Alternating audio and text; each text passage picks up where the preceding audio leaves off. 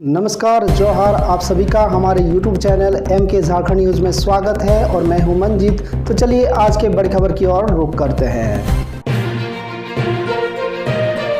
फिर आंदोलन की राह पर चले पारा शिक्षक, 17 जून को घेरेंगे सीएम हेमंत सोरेन का आवास। पारा शिक्षक फिर से आंदोलन के मूड में है। राज्य भर के पारा शिक्षक हेमंत सोरेन सरकार की वादा खिलाफी के नाराज है। पारा शिक्षकों का मानना है कि पिछले साल शिक्षा मंत्री जगन्नाथ महतो ने उनसे जो वादा किया था, सरकार ने आज तक उसे पूरा नहीं किया। ऐसे में पारा शिक्षकों ने एक बार फिर से सड़क पर उतरने का फैसला किया है। झारखंड के पारा शिक्षक 17 जून को मुख्यमंत्री हेमंत सोरेन के आवास का घेराव करेंगे। अब तक वेतनमान नहीं देने, ईपीएफ लागू नहीं करने, अनुकंपा पर नियुक्ति नहीं किए जाने, सीटेट को जेटेट के समान मान्यता नहीं दिए जाने और अप्रशिक्षित को प्रशिक्षित नहीं किए जाने के विरोध में यह घेराव किया जाएगा। झारखंड में 6 लाख स्कूली बच्चों को नहीं मिला ड्रेस का पैसा। नए सत्र से बदल जाएंगे नियम।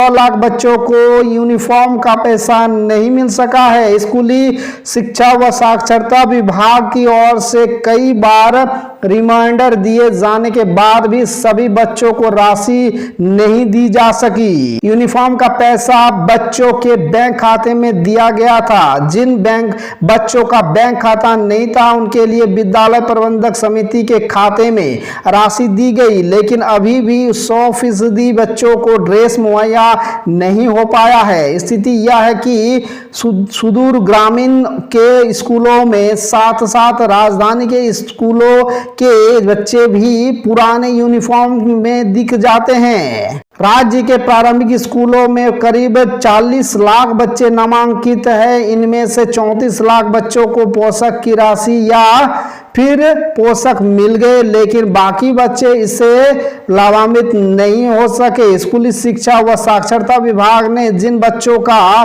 बैंक खाता नहीं है, उनके अभिभावकों के खाते में राशि भेजने का भी निर्देश दिया था, लेकिन यह भी सफल नहीं हो सका।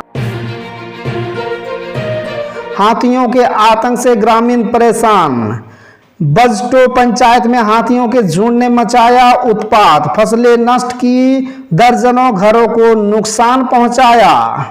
22 हाथियों का झुंड गिरिडीह सदर प्रखंड के सादी गंवारो जंगल के शरण में लिए हुए हैं। झुंड के क्षेत्र में आने वाले जंगल से सटे इलाके में रह रहे लोगों में भय का माहौल है। लोग हाथियों के भय से रात जग कर रहे हैं। यह झुंड हजारीबाग से गिरिडीह पहुंचा है। शनिवार रात हाथियों ने बजटो पंचायत के सिमरिया जंगल के आसपास बसे गांवों में किसानों की जुटिया फसल को भारी मात्रा में नष्ट कर दिया और बंदरगुंडा पंचायत के सादी गरवाओं और चौराही गांव निवासी सोखा माझी, मनोज माझी, श्री माझी का मिट्टी से बने घरों को नुकसान पहुंचाया। झारखंड में मिनी पाकिस्तान पर बवाल, बीजेपी झामुमो कांग्रेस नेताओं में जुबानी जंग। विवादित बयानों के लिए मशहूर झारखंड कांग्रेस के विधायक इरफान अंसारी की ताजा टिप्पणी से बवाल खड़ा हो गया। इरफान अंसारी ने इस बार विधानसभा क्षेत्र महागामा को मिनी पाकिस्तान कह दिया। इनके बयान पर बवाल हो गया। इरफान अंसारी ने कहा कि यदि बीजेपी सांसद निशिकांत दुबे को हराना है तो गोड्डा लोकसभा क्षेत्र से किसी मुस्लिम प्रत्याशी को उतारना पड़ेगा। उन्होंने कहा कि जैसे कि महागमा को मिनी पाकिस्तान कहा जाता है, मतदाताओं के नजरिए से मधुपुर, जुरमुंडी और गोड्डा में भी मुस्लिम आबादी है। इरफान अंसारी ने इस बयान पर उन्हें आड़े हाथों लेते हुए पूर्व मुख्यमंत्री बाबूलाल मरांडी ने कहा कि यह बयान उनका वैचारिक दर्शाता है। वहीं बीजेपी सांसद निशिकांत दुबे ने कहा कि कांग्रेस और झामुमो का क्या एजेंडा है, यह इरफान अंसारी के बयान में दिखता है। हालांकि बवाल बढ़ता देख इरफान अंसारी ने यू टर्न लिया और कहा कि उन्होंने बीजेपी का बयान दोहराया है। 2000 रुपये का नोट बंद होने पर आरबीआई गवर्नर की पहली प्रतिक्रिया, कहा 4 महीने का समय पर्याप्त, आराम से नोट बदले। गवर्नर ने कहा लंबे समय से रिजर्व बैंक स्वच्छ नोट नीति का पालन कर रहा है। समय समय पर आरबीआई एक विशेष श्रृंखला के नोटों को वापस लेते हैं और नए नोट जारी करता है। हम 2000 के नोटों को संचलन से वापस ले रहे हैं, लेकिन वे कानूनी रूप में जारी है। आरबीआई गवर्नर ने कहा कि 2000 के नोट को चलन से बाहर करना क्लीन नोट पॉलिसी का हिस्सा है। उन्होंने कहा कि यह आरबीआई के करेंसी मैनेजमेंट सिस्टम के तहत किया गया है। दास ने यह भी कहा कि लोगों के पास 2000 के नोट बदलने के लिए 4 महीने का समय मिला है, जो पर्याप्त है। उन्होंने अपील की है कि नोट बदलने के लिए अफरा तफरी ना करें। सीयूटी की परीक्षा आज से, केंद्र की आवंटन प्रक्रिया पर उम्मीदवारों ने किया रोष। सीयूटी यूजी 2023 की परीक्षा रविवार से शुरू हो रही है। पहले चरण की परीक्षा 21 से 24 मई तक, जबकि दूसरे चरण की परीक्षा 25 से 28 मई को होगी।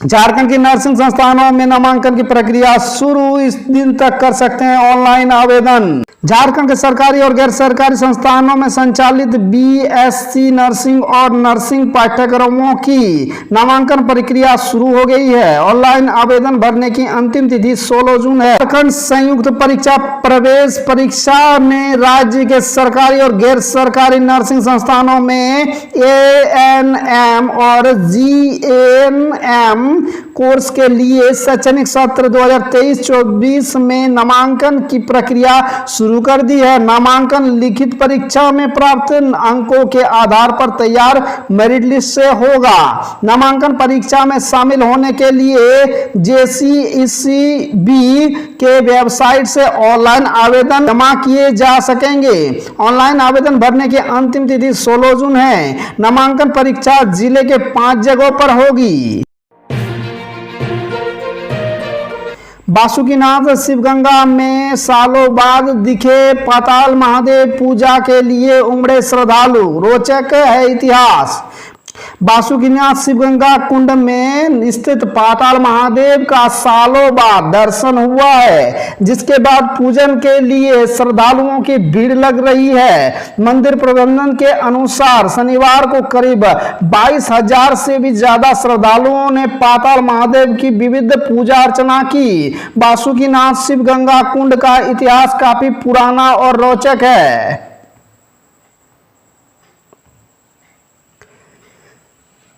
ज्येष्ठ मास के शुक्ल पक्ष प्रतिपद तिथि पर बासुकीनाथ शिवगंगा कुंड में स्थित पाताल महादेव का दर्शन पूजन के लिए श्रद्धालुओं की भीड़ लग रही है। मंदिर प्रबंधन के अनुसार शनिवार को करीब 22,000 से भी ज्यादा श्रद्धालुओं ने पाताल महादेव की विविध पूजा अर्चना की। झारखंड के मोस्ट वांटेड नक्सली पीएलएफआई सुप्रीमो दिनेश गोप को एनआईए ने गिरफ्तार किया।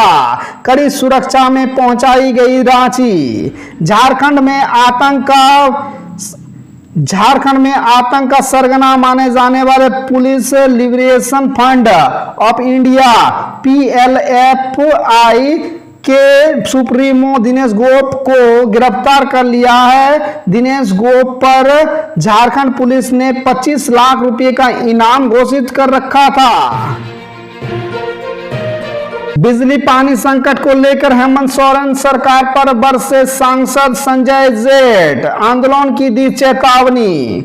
श्री जेठ ने कहा कि इस भीषण गर्मी में बिजली कटौती से बच्चे, बुजुर्ग, मरीज और किसान यानी हर वर्ग के परेशान है। छोटे छोटे उद्योग धंधे बंद होने की कगार पर है। बिजली आपूर्ति नहीं होने के कारण गांव के किसान खेत में पानी नहीं पटा पा रहा है, जिसके चलते फसलों का नुकसान हो रहा है। सांसद संजय जेठ ने आज रविवार को सांसद कार्यालय में प्रेस कॉन्फ्रेंस कर कहा कि राजधानी रांची सहित पूरे झारखंड में बिजली और पानी के बिना हाहाकार मचा हुआ है। जनता त्राही त्राही कर रही है, परंतु यह सरकार सोई हुई है। ऐसा लग रहा है कि जैसे इस सरकार को जन सरोकार से कोई मतलब ही नहीं है। जन सरोकार से मतलब नहीं रखने वाले सरकार को सत्ता में रहने का कोई हक नहीं होना चाहिए।